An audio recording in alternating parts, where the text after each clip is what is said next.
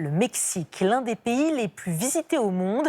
Il profite en effet du désamour des Européens pour les États-Unis et fait le plein de touristes qui admirent ses beautés naturelles exceptionnelles, son héritage culturel et ses temples mayas. On vous emmène ce soir à la découverte des secrets fragiles du Mexique. Luc Lacroix et Yann Moine. Elle surgit au-dessus des forêts luxuriantes du sud du Mexique. La pyramide de Kukulcán. 30 mètres de haut, un temple dédié au dieu serpent. Le centre d'une immense cité maya aujourd'hui disparue, Chichén Itzá. Ce site est l'un des plus visités du Mexique. Plus de 2 millions de touristes chaque année qui, comme ces Français, j'aurais bien voulu pouvoir me faire un retour dans le passé, tu vois. Ne peuvent s'empêcher de rêver. Ouais, j'aurais vraiment aimé monter par contre. Ouais, on n'est rien à côté, franchement c'est magnifique. Je me projette un petit peu, je me mets à la place, j'essaie de me mettre en tout cas à la place de ces gens-là quand ils étaient là, ce qu'ils vivaient, ce qu'ils faisaient, leurs croyances spirituelles par rapport justement au dieu serpent Kukulcán, les sacrifices, les offrandes.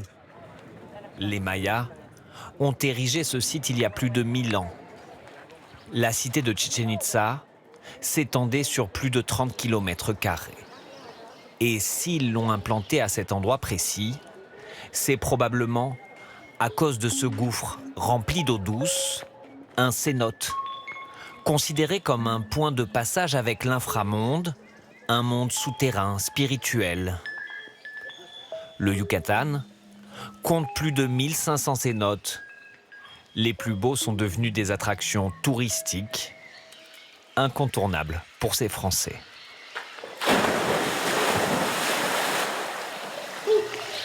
L'eau, elle est fraîche. Elle est fraîche. Face à la canicule, rien de tel qu'une petite cénote. Survolés par des dizaines d'oiseaux, les reflets du soleil dansant sur les parois, moment d'émerveillement. Toujours incroyable. Avec les oiseaux, c'est fou. Bon, en arrivant ici, on avait juste une étendue d'eau noire. On voyait à peine que c'était de l'eau. Tu sais pas si c'est profond ou pas. Tu sais pas ce qu'il y a dans l'eau même. Aujourd'hui, souvent aménagés par l'homme, les cénotes ont au départ été forgés par la nature, à partir de rivières souterraines. Il y a toujours des infiltrations. Entre les roches se forment des poches d'air où l'eau s'accumule puis s'écoule goutte à goutte pendant des années. À mesure que le mouvement de l'eau use la roche, celle-ci s'érode progressivement jusqu'à s'effondrer et ouvrir un passage.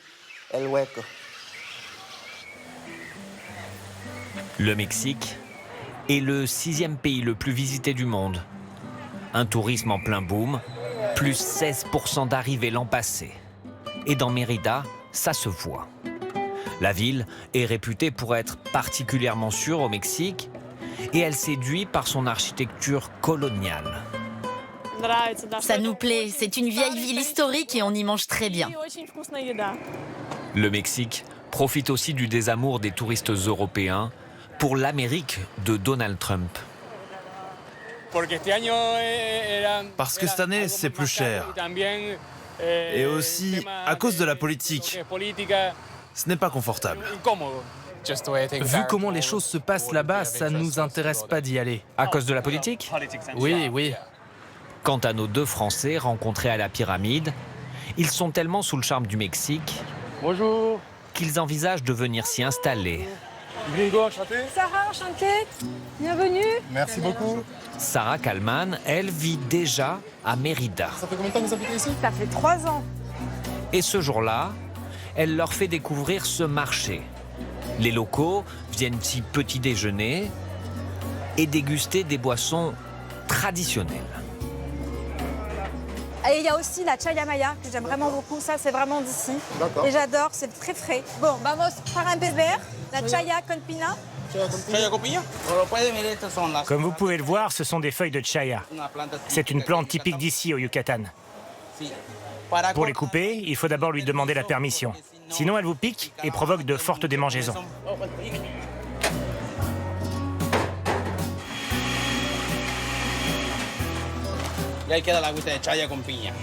Oui, elle fait partie de l'héritage des Mayas du Yucatan. C'est aussi une plante médicinale.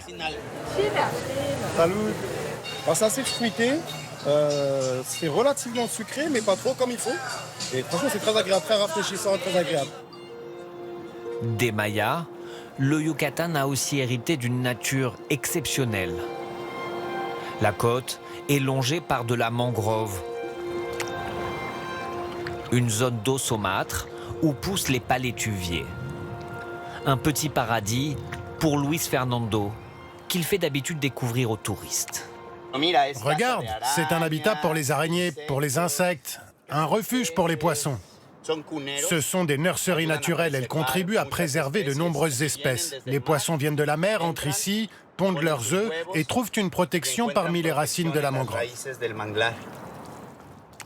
S'il nous y emmène ce jour-là, c'est pour nous expliquer l'importance de cet écosystème menacé.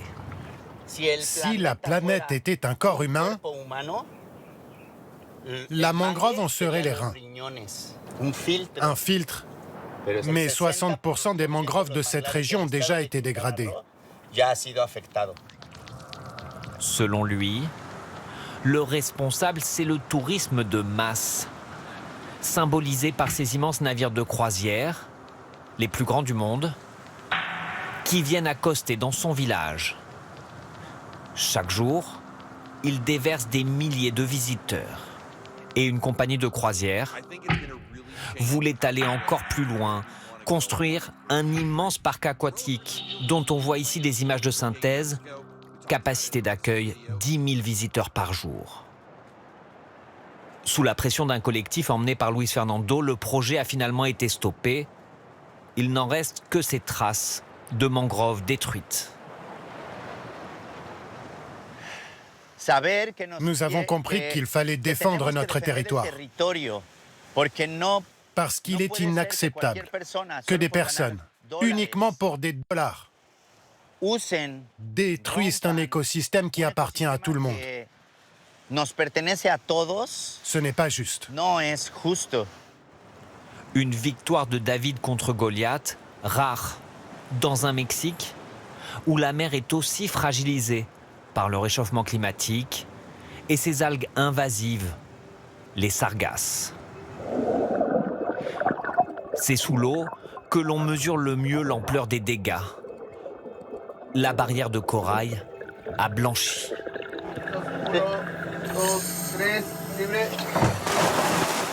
Alors, cette biologiste fait pousser des coraux dans une sorte de pépinière. Ce jour-là, elle les prélève délicatement avant de les replanter un à un dans le récif.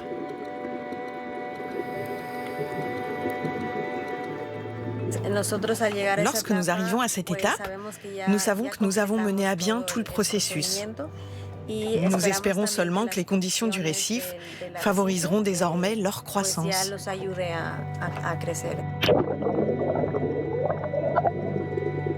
Pour l'instant, 1 hectare a été restauré. Bonheur immense de voir la nature prendre le relais de l'homme.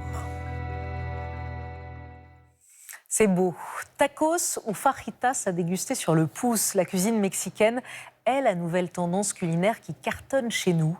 Épicée à volonté et souvent à des prix abordables, cette gastronomie classée au patrimoine mondial de l'UNESCO connaît un véritable engouement et peut même gagner des étoiles Michelin. Regardez, Jeanne Benzina, Audrey Burla. Impossible d'y résister. Ces tacos, c'est un peu du Mexique en une bouchée. Couleurs vives et saveurs explosives. Viande marinée, coriandre, citron, piment, à déguster comme on les admire, avec gourmandise. On peut varier, on peut tester plein de choses. En un repas, on peut tester plusieurs variétés différentes. Ça fait plaisir. Pour les fabriquer, la chef mexicaine Béatrice González a un secret. Des tortillas faits maison, selon une méthode millénaire. Tout commence avec un son. Le maïs vient de Oaxaca.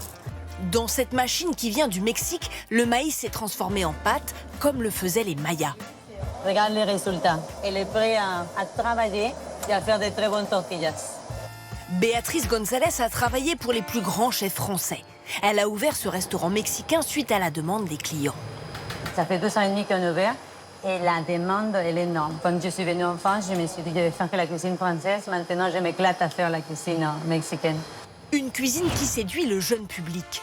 La restauration rapide s'est emparée de cette mode pour proposer sa propre version des tacos avec poulet, fromage ou frites, bien loin du Mexique. Plus traditionnel, ce restaurant mexicain attire les jeunes tous les mardis avec de vrais tacos à 1 €. Petit prix, gros succès. C'est pour ça que c'est rempli les mardis, hein. C'est parce qu'on mange vraiment des trucs très très goûtus pour un prix très abordable. Ça change un peu de la cuisine pas très chère à Paris. Souvent c'est assez gras, il n'y a pas beaucoup de légumes.